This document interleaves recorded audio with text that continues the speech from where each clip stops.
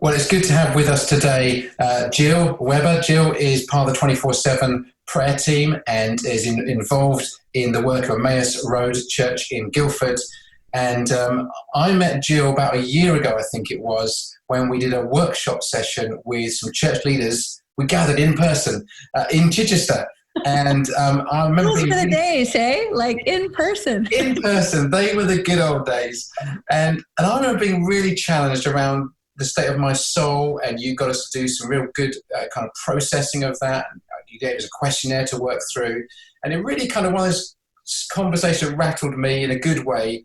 It kind of disturbed me for a few months, and off the back of that, we at Freedom Church did a series called Soul Purpose, and I tried to introduce some of those concepts you shared with me. And so, welcome, Jill. It's good to have you with us. I thought it would be helpful for people at Freedom Church to meet you before our planned event on the 10th of October. So first of all, Jill, my big question, as someone who's been to Canada a couple of times, is why? Why would you leave the beautiful lakes of the Ontario area and move to Guildford in the UK? Well, as I describe Guildford to my friends back in Canada, as I describe Surrey, I say it's unrelentingly beautiful. So it is exceptionally beautiful here. So no, I didn't come for the landscape, although when my husband and I were looking at Google Maps to where we would possibly be moving, we saw on the Google Maps it said area of outstanding natural beauty. And we thought that you guys were just bigging yourself up. We didn't realize it was a land designation. We're like, oh, well, they think a lot of themselves.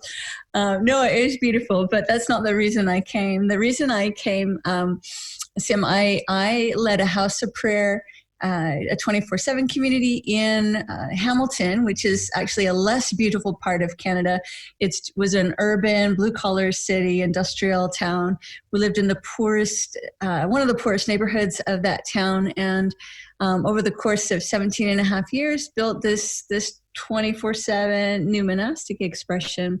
And eventually 24/7 invited me to come to relocate to the UK to serve on the 24/7 lead team to help just kind of cultivate and support and nurture communities in the movement, particularly communities that would see themselves as houses of prayer or kind of new monastic expressions.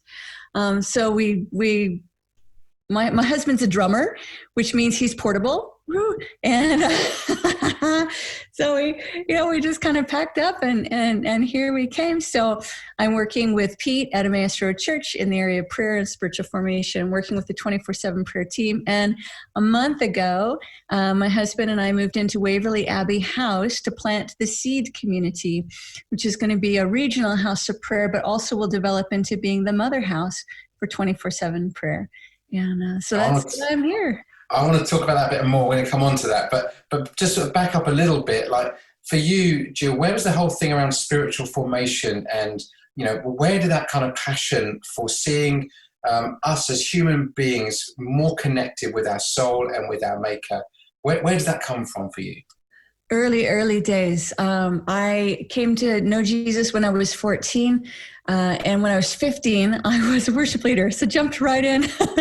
And for me, leading worship was all about creating space for encounter.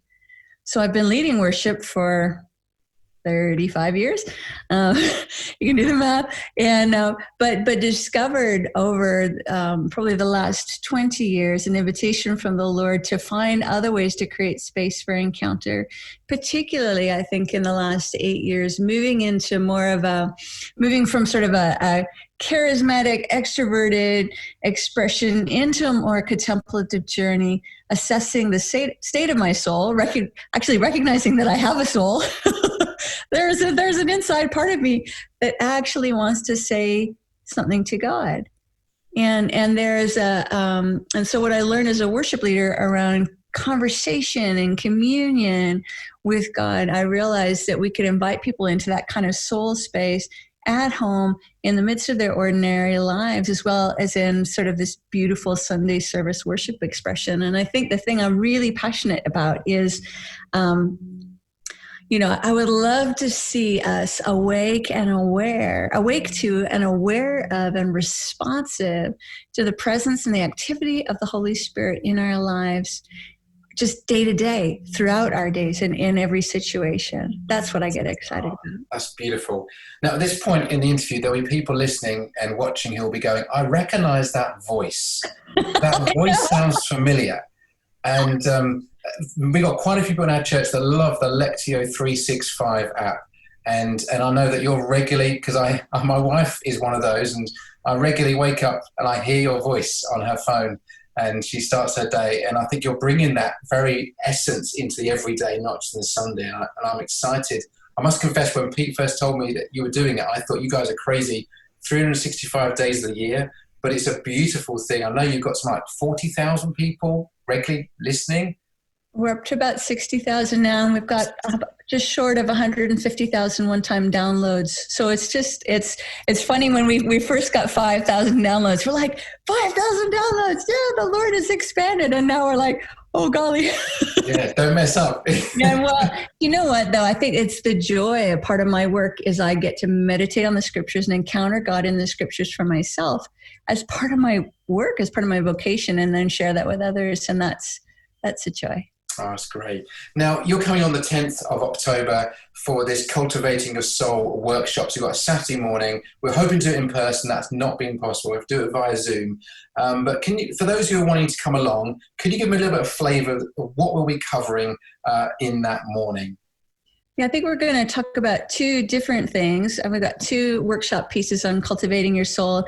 And because I know you've already done a fair bit of learning in this area, I thought, what are the two sort of key points where people either really struggle identifying or struggle living into? And I think for me, I think that the beginning of every good spiritual journey starts through this doorway of desire and longing. I mean, Jesus always asks these provocative questions. What do you want?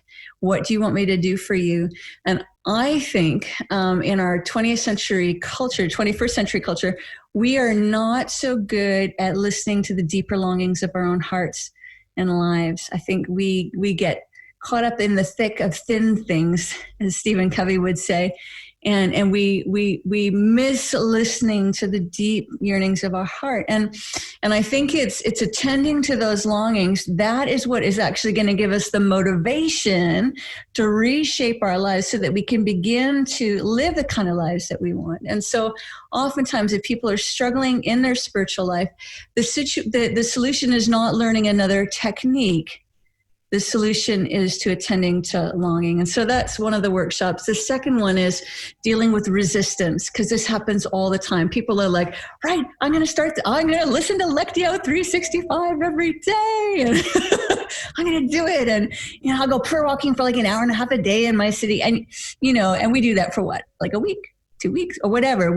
And there's this resistance. It's inevitable. We always hit against internal or external resistance. And so what's the nature of that kind of resistance, and what is the way through into being able to sort of walk that, as Eugene Peterson would say, that long obedience in the same direction. And so those are the two things that I want to dig into. Oh, well, I'm looking forward to it. I'm going to be there, and you're going to actually come into Romsey and work for my studio. That'd be great to have you there. And I encourage people who are a part of Freedom Church or friends to come and join in on that. The other thing I want to say as well is, Jill, you've got this role within 24/7, Global Convener of the Order of the Mustard Seed. I mean, who writes the titles at 24/7? Pete makes that title. I'm like, thanks, Pete. I appreciate that. I mean, 24/7 is famous for its language, because it's like, help us out understand what your role is within 24/7 as a movement. But what is that Order of the Mustard Seed? For many people, that would be an unknown. Okay. So let's talk about the 24/7 movement first, and then the OMF. 24/7 as a movement, we exist to revive the church and to rewire the culture. So we do that a couple of ways. One is by creating prayer resources. So the prayer course, and Lectio 365, helping people do weeks of 24/7 prayer. So we provide resources to help catalyze and to help the church pray. We help people pray, we help churches pray more, and we help churches pray together. So that's the work of 24/7, and doing resource. But then another wing of the work of 24/7 is helping to cultivate communities, because oftentimes a prayer week will turn into a prayer room, which will turn into a prayer community, and then all of a sudden, wait a second, we've got a church. We're really coming of age as a movement. We're over 20 years old, and we've seen the maturation of these communities in our midst. And so we realized that we have a responsibility to support those communities that have grown up within the movement, but then also have swung around us and said, hey, when we look at you, we see the family resemblance. You guys are our tribe. You're our people. You're singing the song that we're humming in our own head, and we want to be part of who you are. And so we have a team that helps. We call them community coaches. We just come alongside these communities and help you think through where you're at and where you want to go. And so that's just part of the work. And some of that is for like communities that look like churches. Your community is a church community. You marry and you bury and you're the primary point of pastoral care for the people in your care. But then also we've got these little prayer communities, these houses of prayer, many of which are sort of a third space in a city. So they would belong to everyone and to no one, really. They're a place that churches can gather together interdenominationally to pray for their city. And so we cultivate those types of communities as well. And then another kind of house of prayer community is what I would call the new monastic experiment. So groups of people who said, you know what, there's these ancient practices that gave life to the church historically in the past. What would it look like if we experimented with them today? And so, for example, the House of Prayer in Nottingham, Urban Abbey, they've bought a building with 6 units. So they've got people living in community, but 1 unit is set aside with a prayer room, a hospitality space. They're serving and resourcing the church in their city around prayer, and also living with missional intention amongst the poor. And so that would be a good example of a new monastic experiment. So I serve those communities, kind of help them out. So that's the 24/7 piece. The Order of the Mustard Seed is it's a lay ecumenical religious order. So let me just unpack that. A lay order, that means it's for regular, ordinary people in their ordinary lives. We haven't shaved the top of our heads. We don't live behind closed walls praying all the time. It's mothers and politicians and butchers and paramedics and pastors as well. By ecumenical, it means that if you're a follower of Jesus, then you can be a part of the Order of the Mustard Seed. And by religious order, what that means is we are a collective of people who have some shared commitments and some shared spiritual practices that shape and bring shape and order to our lives. And so that's what that is. There's about 200 of us right now, all over the world. The fancy word they use is dispersed. It means like we're all over the place. And we've got another 80 or so who are planning to take vows in the order at our next 24/7 gathering this October. And in this day and age where our focus is just so diffused, and there's just this barrage and demands on our time, I think some of us are finding that having those shared commitments with each other and that shared way of life. So we're not trying to tack these spiritual practices onto the fringes of our lives. We're saying, actually, no, this is going to be the skeleton. This is going to be the main thing that we build our lives around.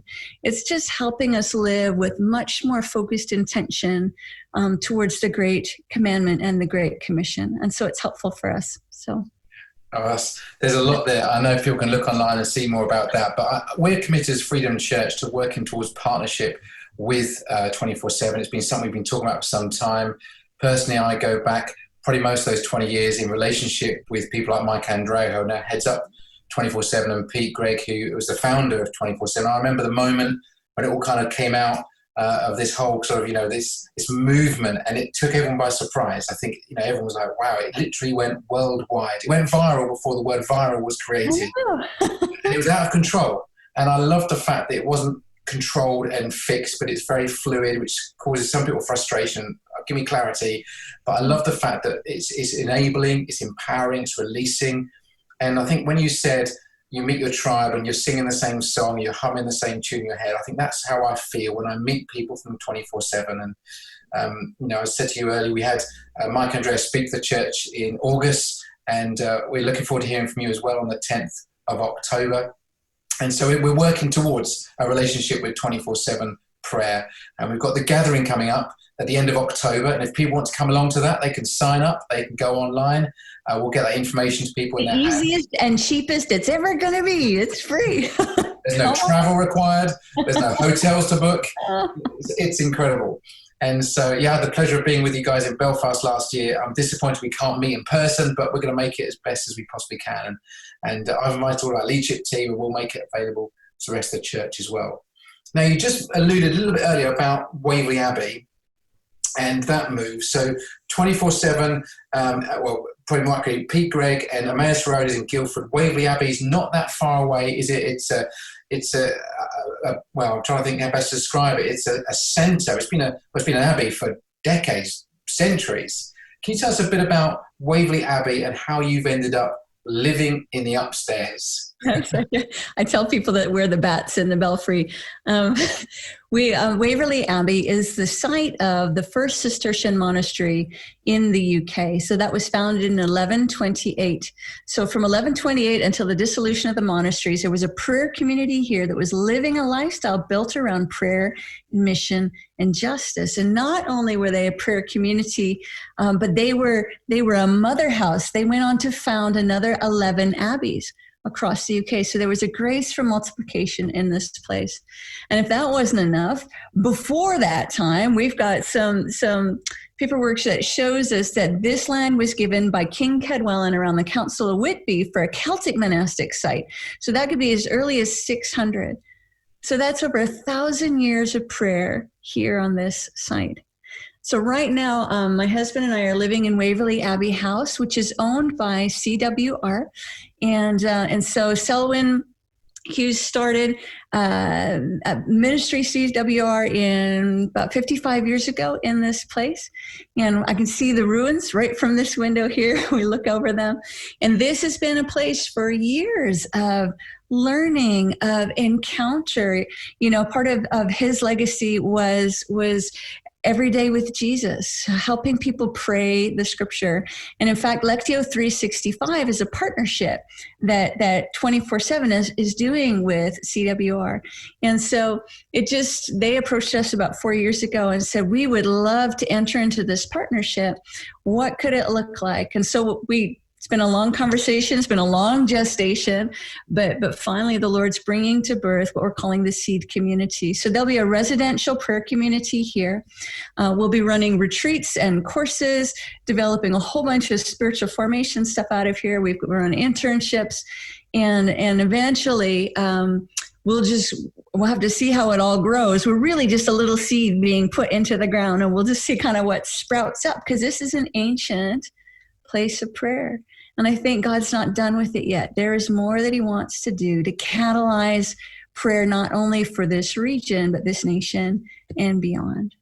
Yeah, and I'm excited personally about that. I've had some amazing times of prayer at Waverly Abbey, especially in the ruins, which you can probably see out of your window pretty much. And it's a stunning just location, knowing that people have for generations prayed in that space. And I'm looking forward to the partnership growing between yourselves as 24/7, ourselves as Freedom Church with CWR, Lectio 365, the resources you're putting out, the things you're doing as a community is incredible. And the church is benefiting, and we're growing through it. So, Jill, we're so glad you give us your time, and we're looking forward to having you with us on the 10th of October. It's also worth just giving a quick plug. You've written a book, Even the Sparrow. Yeah. Even the Sparrow. I've not read the book, A Pilgrim's Guide to Prayer, Trust, and Following the Leader. So I don't want to say something I shouldn't say, but if it's anything like your heart for prayer and spiritual formation, I'm sure it's lots of stuff. Anything you want to say about the book quickly before we wrap up? It's just... It's a spiritual memoir, and so it's my journey. It's my journey of meeting Jesus when I was invited to go pray under a tree by myself. It was about walking with Jesus through some very dark days of domestic violence and single motherhood, and it's about following Jesus as he began to unlock my vocation, not only to lead, but to be a house of prayer.